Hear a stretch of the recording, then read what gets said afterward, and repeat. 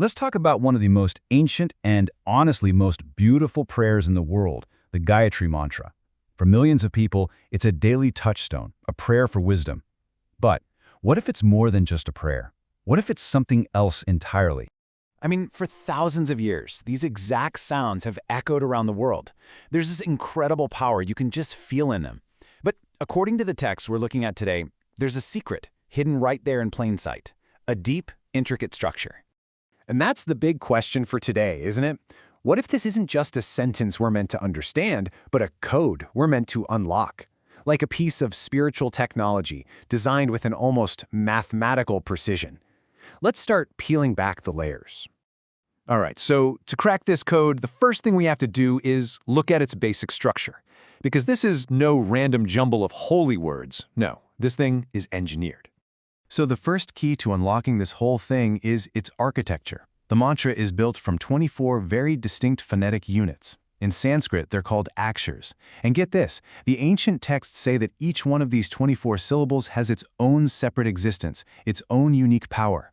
And you know, the name itself is a huge clue. The word Akshar doesn't just mean syllable. It literally translates to indestructible or imperishable. I mean, what a perfect name for sounds that are believed to be these eternal, fundamental pieces of the universe itself. So, if each syllable is an imperishable source of power, what exactly are those powers? Let's dive in and start decoding these 24 cosmic keys. Everything keeps coming back to this number, 24. And it's not just a random number. It is the absolute foundation for the cosmic system we're about to explore. Think of them as the 24 essential building blocks of this mantra. Okay, so here it is. This is the code itself laid bare. The 24 Akshars, right? From the first one, Tat, all the way to the last Yat.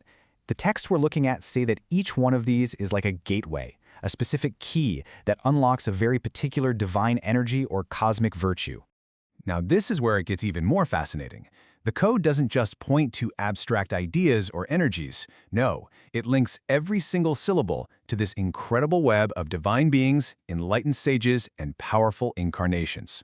So the very first layer of this cosmic map connects each syllable to what are called presiding deities, or devatas. The idea here is that every sound is actually governed by a specific divine consciousness, a living intelligence. And the mapping is just incredibly specific. For instance, the very first syllable, Tat, is linked to Agni, the god of fire and transformation. A little further in, the 11th syllable, Ga, is connected to Ganesha, the remover of all obstacles. It's like a precise spiritual switchboard. And you can see that direct mapping right here. On one side, you have the 24 sounds, and on the other, the 24 divine energies they're said to call upon. It's a perfect one-to-one link between sound and consciousness. But wait, the code goes even deeper. It also maps onto the rishis, the ancient enlightened sages who are said to have first heard these eternal vibrations, and also to the avatars, those divine beings who come down to earth to restore balance. I mean, just look at the incredible layers of detail here. Let's take that first syllable, Tat, again. Its rishi is Vamadeva, and its avatar is Narayana. Or check out the 23rd syllable, Bu. Its rishi is the famous sage Narada, and its avatar is Buddha. The whole system is just vast and deeply interconnected. So we've got this massive cosmic map of gods, sages, and all these powers. But what does any of that have to do with the person actually chanting it? Well, this is where the code gets really personal, because it connects the whole cosmos to the universe inside you. And the philosophy behind this is a really core concept, quoted here from the Shiva Samhita, the idea that the macrocosm is reflected in the microcosm. Basically, the entire universe, with all its forces, exists in miniature right inside the human body.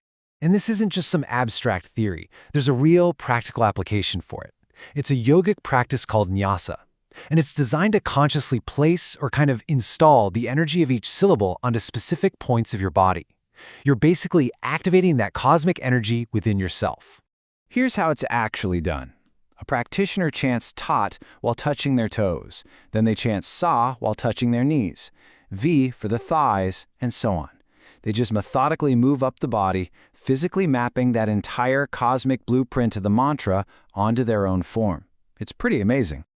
All right, so we've broken the mantra down into its 24 individual cosmic keys. But the source material is very, very clear that the ultimate power isn't in any one of the parts, but in the whole. And this brings us to this idea of synergy. So while each of the 24 Akshars is powerful on its own, the real magic happens when they're all combined in the right sequence. It's their unification that creates something so much greater than the sum of its parts. The texts use these really vivid analogies to explain this. The mantra is compared to a bouquet, where you have 24 different flowers coming together to create one beautiful arrangement. It's also described as a powerful medicine, where 24 different ingredients combine to make a potent cure. And finally, it's like a complex machine, where all 24 parts have to work together in perfect harmony for it to function at all. So we've seen how the Gayatri Mantra can be looked at as not just a prayer, but as this multi-layered cosmic code, a map connecting sound, deities, sages, and even our own bodies. It kind of leaves you with this one last thought to chew on. If these 24 simple sounds can hold such a complex blueprint of the entire cosmos, what other incredible secrets might be lying dormant, just waiting for us to decode them, inside other ancient words?